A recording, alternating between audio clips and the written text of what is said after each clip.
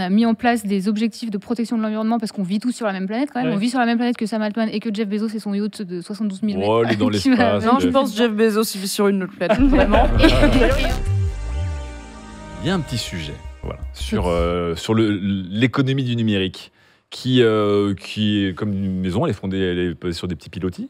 Exactement. Des tout petits pilotis qui deviennent très nombreux et très gourmands, les fameux data centers. Et autour de ces data centers, donc c'est littéralement ces fermes à contenu qui distribuent le contenu, qui le font transiter, qui le stockent, etc. Et sur lequel tout le numérique fonctionne aujourd'hui.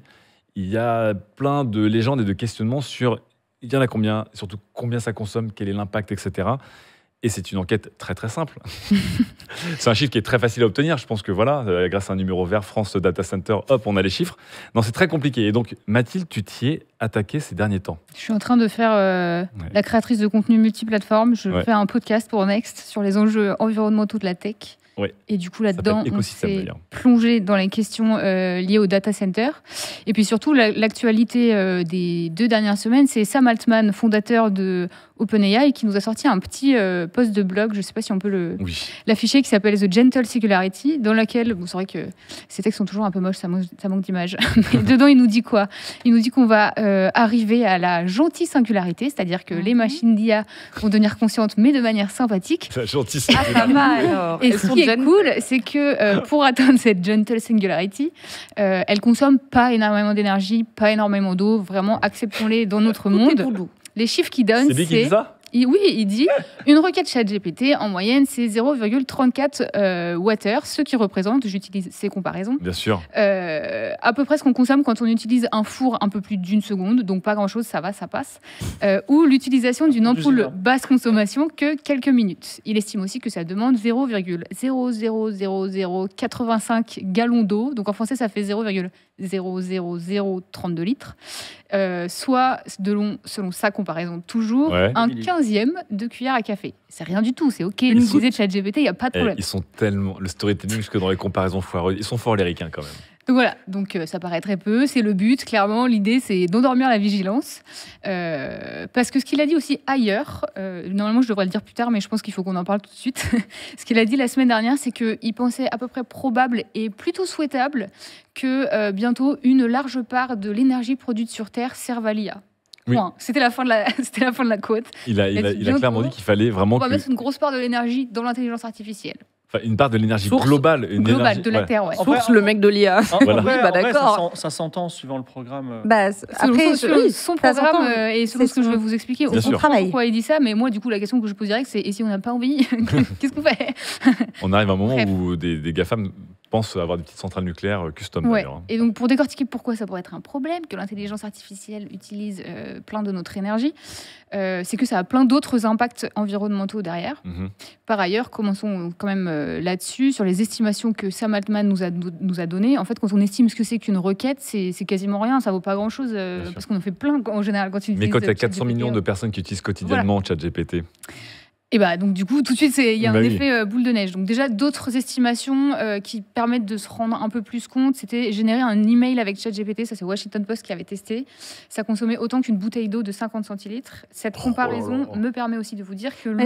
Je crois que ça a été débunké, ça, et que scientifiquement, ça ne tenait pas celui-là. Ouais. Mais il y a toutes sortes d'estimations et justement là, j'en ai beaucoup discuté récemment et il y a aussi beaucoup de... En fait, la vérité, c'est qu'on a peu de sources scientifiques parce que c'est... Il y a beaucoup d'opacité aussi mais on en a quand même. Et de mesures, mais ok. On est quand même capable de donner des éléments précis. En tout cas, moi, ce qui m'intéresse avec la bouteille d'eau, c'est que dans l'immense majorité des cas, l'eau qui sert à refroidir les serveurs, c'est de l'eau potable. Or, vous allez voir où est-ce qu'on va arriver. L'eau potable, elle est aussi frise dans des endroits où on est déjà en dèche d'eau potable. Dans les autres chiffres que j'ai, vous pourrez les comparer et aller voir. Non, ça, c'est très, très important, et même de savoir que l'eau, elle est liée aussi à l'écologie et à la consommation d'énergie. Oui, on s'en rend pas forcément compte. Souvent, on parle que en termes d'électricité, mais il n'y a pas du tout que ça.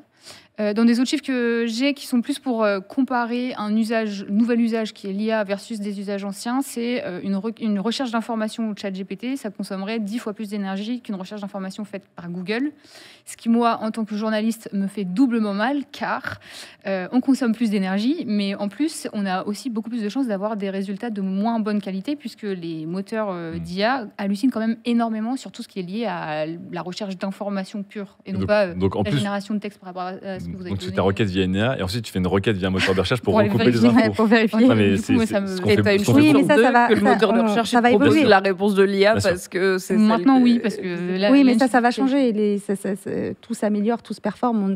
Tiens, Nawal, tu es pro IA, ça me fait plaisir. Non, mais je suis très content qu'il y ait un débat autour de Non, la parce table. que je. enfin, Sachant que- mais je vais laisser finir, mais je pense de toute façon c'est là, et je pense que résister à des choses, et je pense que c'est bien d'y penser, de légiférer. Je trouve qu'on a un immobilisme assez fort sur ça, tu vois, de la réalité aussi sur l'impact des emplois, tu vois, parce qu'il va se passer quelque chose, et ça touche pour la première fois de l'histoire des gens qualifiés, et Les pas cols que blancs. pas que les petits ouvriers. Mais je te laisse. Oui, et là, je vais être clairement technocritique, mais ça ne Ouais. veut pas dire que je pense qu'il faut arrêter. Enfin, je pense aussi, pour le dire d'office, que de toute manière, il est impossible de. Enfin, c'est pas très viable comme position d'être en mode n'utilisez pas du tout l'IA. Il y a, Bien il y a sûr. plein d'endroits où de C'est toute une façon, illusion elle est poussée, totale. donc bon, voilà. En attendant, quand on l'utilise, sachez que derrière, pour que ça fonctionne, il y a donc toutes sortes d'infrastructures techniques, mais celle dont on va le plus parler maintenant, c'est la question des data centers. Mhm. Data center, ça existe depuis longtemps, ça n'est pas neuf. Ça sert à toutes sortes de choses liées au numérique, pas que à l'IA. En France, on en a beaucoup. D'après les données de Cloudsin, on est le 6e pays en termes de nombre de data centers, sauf que derrière ce chiffre, encore une fois, il y a toutes sortes de nuances. On a plein de petits data centers, Ah oui. petits formats, parfois dans d'anciens bâtiments, etc. Alors que quand on va regarder ce qui se passe aux États-Unis, c'est beaucoup construit sous forme d'énormes usines qui ont donc une emprise au sol hyper forte, ce qui veut aussi dire que ça demande plus d'énergie, plus d'eau. L'image qu'on vous montre là, c'est ce qui a longtemps été le plus gros data center en France, Téléhouse Voltaire, à côté de la mairie du 11e à C'est Paris. vrai. C'est là qu'il y a un des plus importants nœuds Internet en France. Ça paraît petit, enfin, c'est un truc de 6 étages, pas exactement un haussmannien, mais c'était un ancien grand magasin. Qui est devenu un data Aujourd'hui, center. oui, qui a été utilisé D'accord. pour mettre un data center. D'accord. Ça fait un peu plus de 7000 mètres carrés. Avant le Covid, 7000 mètres carrés, c'était un gros data center en France. Post-Covid, c'est minus. Parce que les data centers qu'on construit maintenant pour mettre de l'IA, notamment quand ils sont construits par des acteurs comme les géants du cloud américain, on est désormais à du 60, du 80, du 100 000 mètres carrés. Donc vraiment un truc qui n'a rien à voir, quoi. Des trucs énormes. Et ça, c'est quelque chose qu'il faut avoir en tête quand on dit, comme l'a dit le président Macron en février, on va dépenser 109 milliards d'euros dans l'intelligence artificielle et on va permettre la création de 35 nouveaux data centers. Si ces data centers sont au sens classique en France plutôt petits, pourquoi pas. Si c'est en termes d'IA, des énormes constructions portées par les acteurs américains, ça a beaucoup plus d'impact, encore une fois, sur une question d'échelle. Bah après, j'ai une question là-dessus parce Ouais. que j'ai l'impression que des fois, justement, faire des gros machins, ça permet d'optimiser, de rationaliser au maximum les dépenses énergétiques, etc. Donc, ok, on fait un grand entrepôt Oui, de 100 000 centralisé, mètres carrés. mutualisé, c'est censé être plus optimisé. C'est carrément la Oui, logique voilà. économique. Plutôt que de faire plein de petits data centers avec chacun leur propre rationalisation de l'énergie et tout, quoi. Mais je pense Après, en France, si on avait plein de petits, c'est aussi qu'on n'a pas de géants du Oui. cloud, par exemple. Et c'est Dailymotion. surtout les géants du cloud On qui, n'a pas OVH mais si, mais en termes de tu peux pas le proportion, qualifier c'est quand de même géant. OVH géant. par rapport à, je pense, à, Ouais. un peu plus. à Amazon à Cloud. Akamai ou AWS, etc., c'est mignon, à mon avis. Ouais. Enfin, en tout cas, pour arriver à ces ampleurs d'usines de 100 000 mètres carrés, nous, on n'est pas, on n'en était pas là avant l'explosion de l'IA. Et maintenant, par contre, y compris les Américains, ils veulent venir en France parce que l'énergie est pas chère et puis parce qu'ils se disent donc ils vont pouvoir faire leur rationalisation chez nous, où ils l'ont pas encore fait. Sauf que ce que ça veut dire aussi, c'est que plus c'est grand, plus ça a besoin d'énergie. Et donc aujourd'hui, avant, ils demandaient l'électricité à Enedis, comme nous on fait quand on a besoin d'électricité. Maintenant, ils vont directement chez RTE, le réseau de transport électricité, parce qu'ils ont besoin de Gros puissance beaucoup trop forte. Et ce que ça a comme résultat, c'est parfois des conflits d'usage très directs. C'est-à-dire Par exemple, à Londres, dès 2022, il y a des projets de construction d'habitations qui ont été suspendus parce qu'il y avait trop de data centers et qu'ils ne pourraient pas fournir suffisamment d'électricité pour les deux. Et là, à Marseille, il y a C'est une des, dinguerie. il y a Donc, des il y a des problèmes de frictions qui logement. commencent à Ouais. se mettre en place. Et à Marseille aussi. Alors, je ne crois pas que ce soit sur des questions de logement, mais en tout cas, D'accord. il y a des gros appels à freiner l'acceptation de nouveaux data centers pour ce type de considération sur l'énergie. Mais c'est hyper intéressant. On revient vraiment sur l'idée que Sam Altman, comme tu disais au début de ta chronique, il dit il faut accepter qu'une partie de l'énergie va être aujourd'hui Voilà. prioritaire Pour Mais l'IA, donc, quand on dit prioritaire, ça veut dire pas pour des logements, pas pour, par exemple, un réseau de transport électrique ou Ouais. que sais-je. Enfin, c'est vraiment, on arrive sur des trucs d'occupation de Ouais. l'espace et de la vie publique, quoi, Et puis, en conflit, pour les data centers, il ne faut pas un seul accès à l'électricité, il en faut en plusieurs. plus. bien sûr. Et qui viennent d'endroits très très différents. Et puis il faut les refroidir. Et puis voilà. Et alors, l'autre truc, c'est qu'en France, on a un très bon argument pour toute personne qui s'intéresse aux questions environnementales, c'est nous, notre énergie, elle est propre, elle est nucléaire, c'est OK. Sauf que le gros des data centers, notamment utilisés par les acteurs américains, ils sont plutôt implantés aux États-Unis où l'énergie, on la fabrique en À l'ancienne. défonçant les montagnes pour chauffer Du le charbon, du en faisant fracking, cramer le voilà. charbon. Avec de Et l'huile bref, de coude. ça participe très directement au réchauffement de la planète. Or, je vous rappelle que la semaine dernière, une soixantaine de chercheurs du GIEC ont annoncé que l'objectif de 1,5. réchauffement de 1,5 degré fixé en 2015 n'était plus atteignable ou quasi plus atteignable parce qu'on ne réagit pas assez vite. Donc ça, c'était un premier point. Et puis, outre les questions d'énergie, il faut donc voir aussi qu'il y a tous les autres enjeux derrière. Donc on a déjà un peu parlé d'eau. Sur l'eau, les frictions, elles sont déjà bien présentes dans certaines zones du monde, notamment là où il y a déjà des questions de sécheresse. Par exemple, au Chili, j'ai appris en lisant un très bon livre dont on reparlera peut-être tout à l'heure, de Karen Ao, qui s'appelle Empire of AI, que le pays, en 2019, ça faisait déjà 9 ans qu'il subissait de la sécheresse.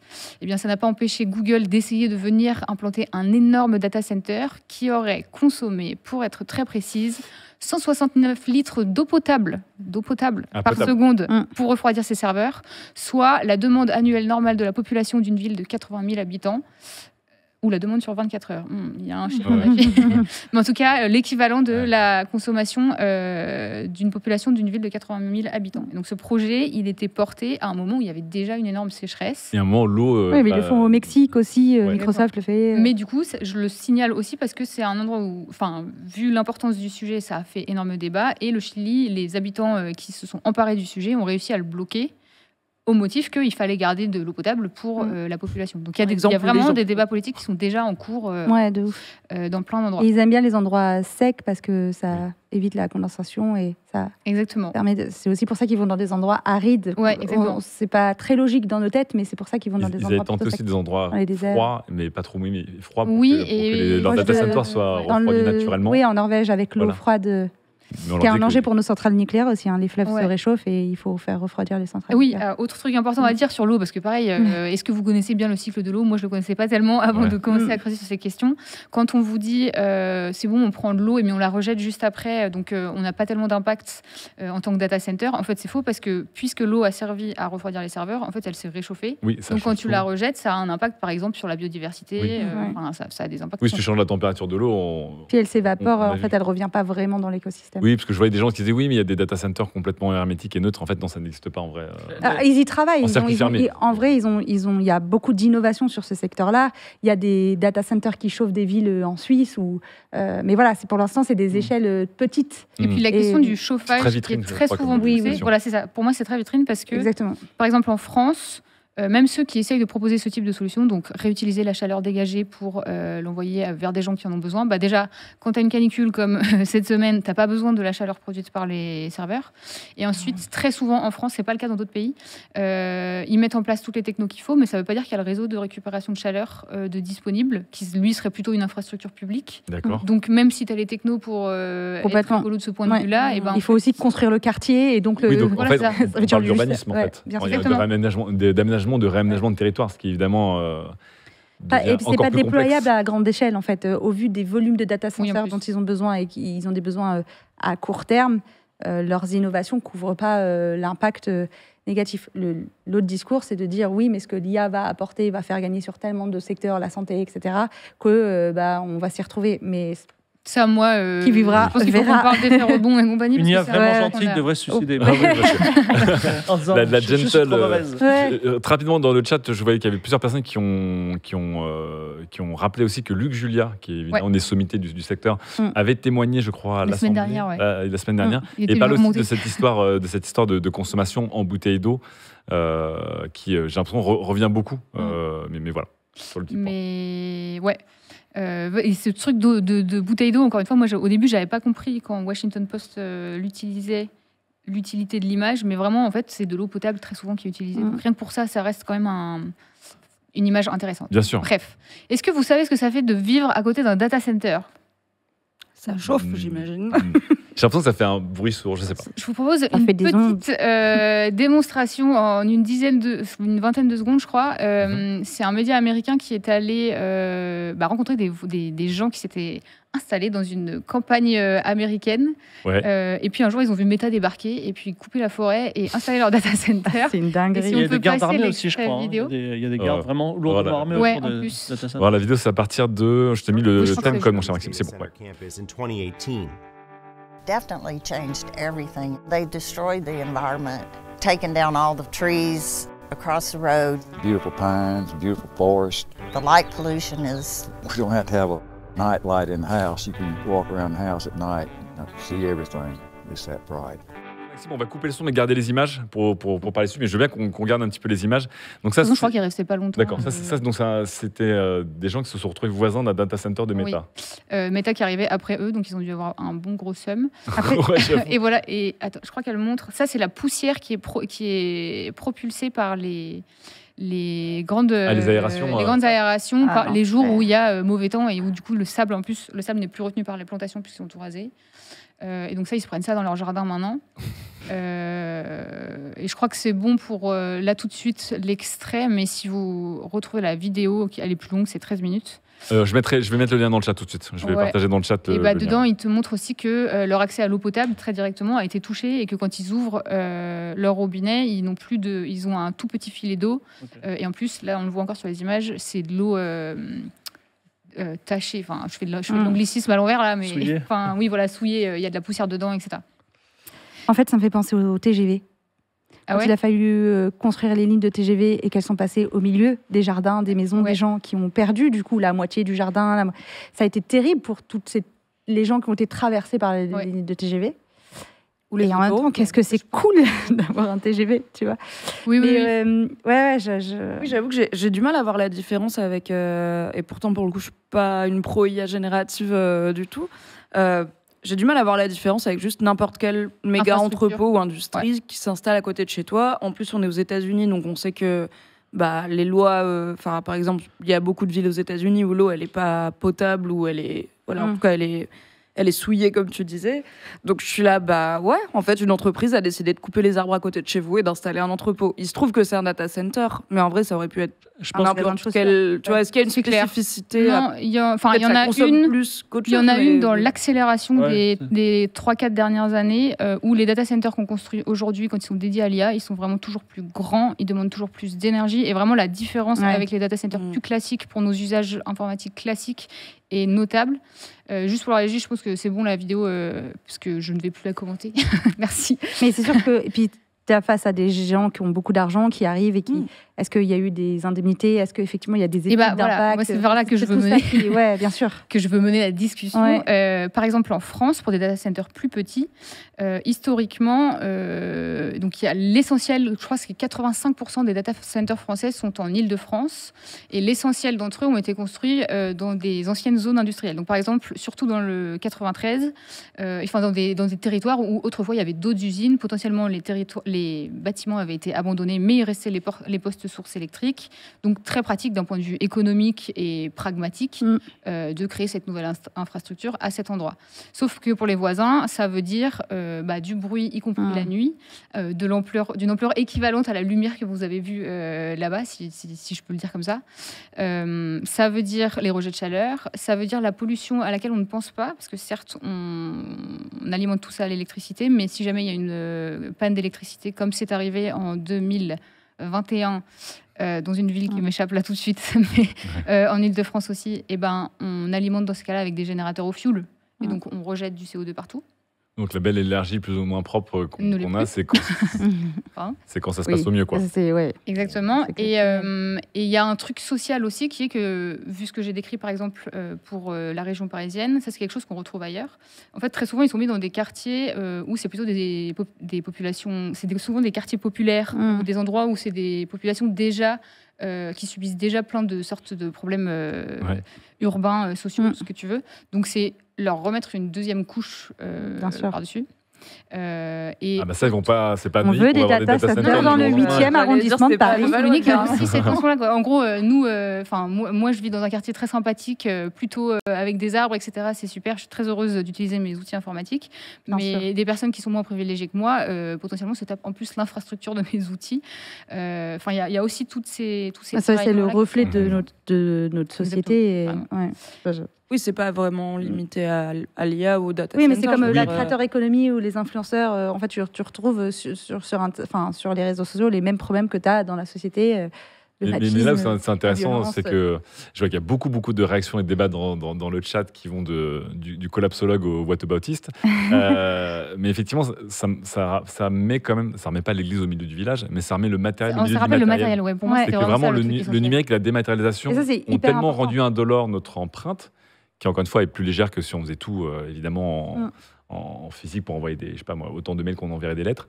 Mais c'est vrai que c'est compliqué, c'est toujours très compliqué pour nous de réaliser. Et je pense qu'il y a aussi un loin des yeux, loin du cœur et loin des responsabilités. C'est que ces data centers, on les voit vraiment jamais, en fait. On les voit jamais, ces data centers. On sait qu'ils existent, mais tu peux savoir ce que c'est que la taille d'une station-service, ce que c'est que la taille d'un bâtiment, d'un échangeur d'autoroute. Mais un data center, qui a déjà vu un data center et qui est déjà rentré dans un data center et de quelle taille, tu vois, pour comprendre ne serait-ce que littéralement l'empreinte numérique, ce que c'est aussi, c'est difficile pour le 99% des gens, en vrai. Quand j'étais gamine, des fois à l'école, ils nous emmenaient visiter justement des usines ou des stations d'épuration pour comprendre comment ça marche, l'eau qui sort du robinet et tout. Peut-être qu'il faudrait faire des visites au data center. Ce sont des lieux dangereux, parce que si toutefois il y a un incendie, ils vont couper l'oxygène et tu vas mourir. Réserver les ordinateurs dedans. Après, je pense une station d'épuration d'eau aussi, tu peux mourir. Je pense que si tu tombes dans l'eau, je pense vraiment que s'il y a une place de 5e dans un data center, ça va aller. Globalement, en vrai, 99% du temps. Un data center, il fait chaud. Je sais pas, mais je crois que les consignes, c'est le matériel avant l'humain dans le data center. Tu peux l'expliquer, montrer des vidéos. Oui, comme visiter une usine dangereuse, tu vois. Quand on m'a dit tu veux visiter le data center, j'ai toujours dit. On a fait une collaboration avec Orange où on allait justement montrer les réseaux sous terre de Paris, où on allait voir les câbles, etc. Comment ça fonctionne, les câbles sous-marins aussi, parce qu'il y en a dans les océans. Pour expliquer justement le côté matériel de la tech. Mais pour répondre à ta question initiale en disant c'est quoi la différence avec les révolutions industrielles du passé, il y a quand même une petite chose qui, à mon avis, va plaire à l'âme parce que c'est quelque chose qui dit souvent, c'est que comme d'habitude, les sociétés américaines, elles vont plus vite que la loi et elles le savent très bien. Bien sûr. C'est-à-dire, il n'y a pas de régulation. Ouf, allons-y, prenons toute l'eau et envoyons dans des lobbyistes pour que la loi soit L'innovation est toujours très contente d'être plus vite que la régulation. Et l'autre chose très actuelle, c'est que nous, en France, par exemple, on a un débat sur la loi de simplification économique. Nous qui avons, en bon français, en bon européen, mis en place plein de régulations qui permettaient notamment de protéger l'environnement. En tout cas, c'était l'esprit de la loi. On est aussi en train de les détricoter. Et dans ce projet de loi, il y a un article, l'article 15, qui a été largement critiqué par des associations type Quadrature du Net et autres, parce qu'il mettait les data centers dans la catégorie assez restreinte des entreprises, usines, on va dire, qui n'auraient pas besoin de demander certaines survérifications environnementales pour se lancer. Donc ça veut dire que même si on a des protections qui existent, eux, ils auraient le droit à un passe-droit particulier sur les questions environnementales. Et là, est-ce que la justification, c'était parce qu'ils sont trop indispensables, je pense que oui, je pense que c'est le business. C'est ce qui est porté par le président de la République lui-même. Au Parlement européen, il y a 10 000 lobbies. Le plus gros lobby, c'est Facebook, 30 salariés à temps plein, juste pour faire du lobbying. Voilà. Ils sont très... Un beau boulot. Ils sont très actifs. Et je voulais juste une dernière image, parce que pareil, une dernière image, c'est moi qui la raconte, mais pour expliquer les enjeux environnementaux inconnus des data centers, ils ne sont pas tous implantés dans les villes, ils le sont aussi dans les campagnes dans certains cas. Et en fait, les très grands flashs de lumière que vous avez vus tout à l'heure, ça a certes un impact sur le voisinage, même quand il est un peu lointain, humain, mais en fait, ça a un impact aussi sur les animaux et sur les plantes. La faune. Exactement comme, pour un autre comparatif, comme les problèmes de l'agroalimentaire, les mots m'échappent, quand on fait pousser les cerfs, les cerfs pleines de lumière violette là, qui empêchent les oiseaux de dormir en Bretagne, il y a le même type de problématique avec les data centers qui sont hors des zones... Donc pollution lumineuse, sonore, évidemment déboisement, ça dérègle, j'imagine, l'écosystème. Le cycle d'un peu tout le monde. Et voilà. Donc, tout ça pour souligner qu'effectivement, je ne pense pas qu'on puisse dire stop à l'IA.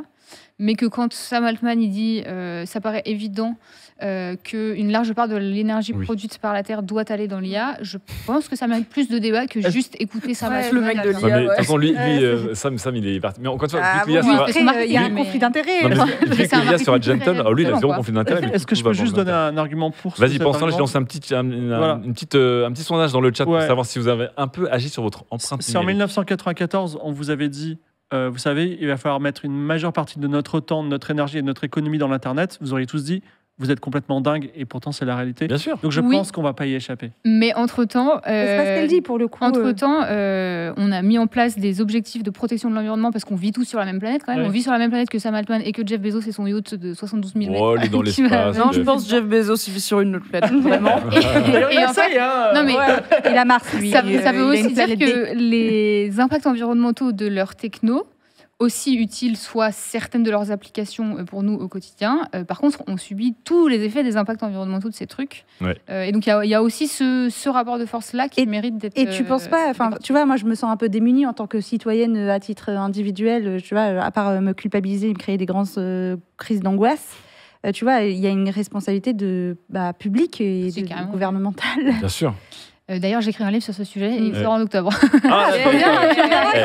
Fibre, je lui ai dit bonjour, elle a fait la promo de son truc, on fait la promo d'Yves de Nawal. C'est la Creators Economy. Non, mais avant ça, surtout, sûr. si vous voulez goûter plein de produits secteurs autres, parler de ce sujet, avec Next, notre série écosystème, elle s'attache à tout ça. Et souvent, les gens ont quand même des pistes de solutions parce Je qu'il vais y a aller plein de gens qui m'abonner réfléchissent de à ce ce sujet pas. déjà. Écosystème, c'est la verticale, que vous avez lancée avec Next. Ouais.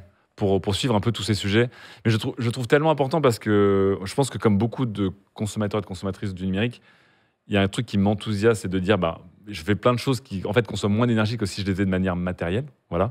Et en même temps, comme je ne vois plus, par exemple, évidemment qu'aujourd'hui, envoyer un mail à l'autre bout du monde, ça coûte moins d'énergie que d'envoyer un courrier physique à l'autre bout du monde.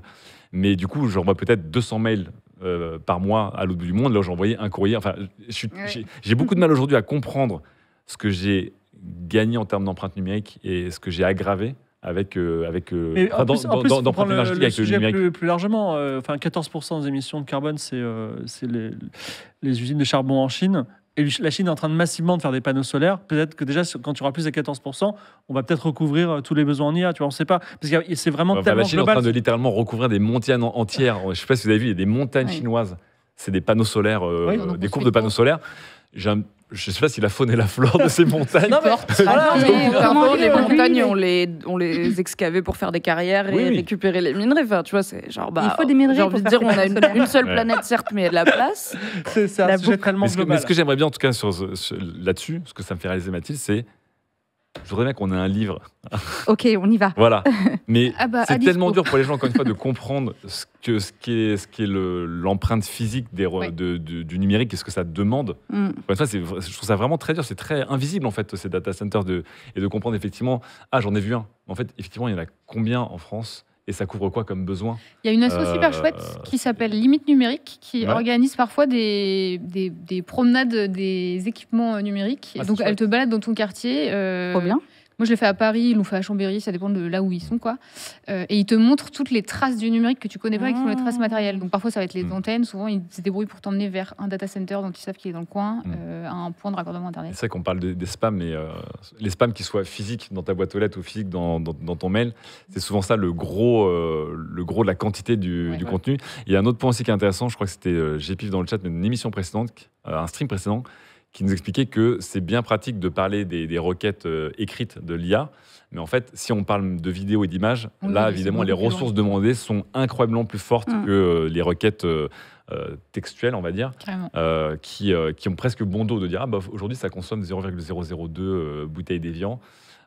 Mais du coup, quand je génère Donald Trump en train de rider un tank en Iran, ça prend combien d'énergie ? Ouais. Ça, j'ai l'impression que, bizarrement, Sam Altman, il n'en parle pas trop de... Non, et je suis en train de me dire que j'ai peu de chiffres. Je pense que c'est encore plus difficile à calculer que juste le texte. Mais Apparemment, petit ouais. à petit, on va en avoir. Mais est-ce que ça a du sens, finalement de Ça porte beaucoup le truc sur l'individu. Et aussi, à mon avis, oui, voilà, problématique. genre mon empreinte numérique individuelle, au final, oui, je pourrais. Déjà, je sais même pas si envoyer un mail, ça coûte moins d'énergie, entre guillemets, qu'envoyer une lettre. En vrai, c'est pas pour ça qu'on s'est mis au mail. C'est pas parce que ça Oui. coûtait moins d'énergie. C'est parce que Ça c'est allait instantané, c'est Non, pratique. mais Et Ouais. mon empreinte citoyenne individuelle numérique carbone, en fait, est-ce qu'on s'en fout pas un peu? Enfin, je veux dire, Jeff Oui et Bezos non. va dans l'espace, tu vois, je suis là, Alors, ok, enfin, effectivement, non, mais je vais il- faire une recherche Google de moins parce que comme ça, je fais pipi sous la douche, tu vois. je Il y a suis le là, fameux oh my point, on God, nous c'est demande de faire ça. pipi sous la douche, alors qu'effectivement, 4% de la population fait 15% de l'empreinte carbone avec leur jet privé, leur fusée.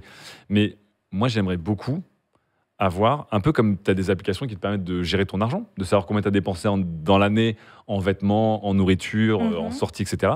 Et ben, j'aimerais bien avoir un système qui, sans rentrer dans la culpabilisation de tout le monde, te permet de comprendre ton temps d'écran, mais donc aussi peut-être ta consommation, de te dire bah, cette année, tu as consommé l'équivalent de 2 en 365 jours, et la vidéo t'a coûté tant, le streaming Je t'a crois coûté qu'il y a, tant. il y a l'agence les de mecs- l'énergie, elle qui- fait un truc comme ça. Ben moi, Oui, j'aimerais il y a un bien, outil assez voilà. cool, Moi, à de titre personnel, j'aimerais bien visualisation. avoir un système de monitoring pour dire juste ton argent ou tes ressources ou ce que tu as consommé.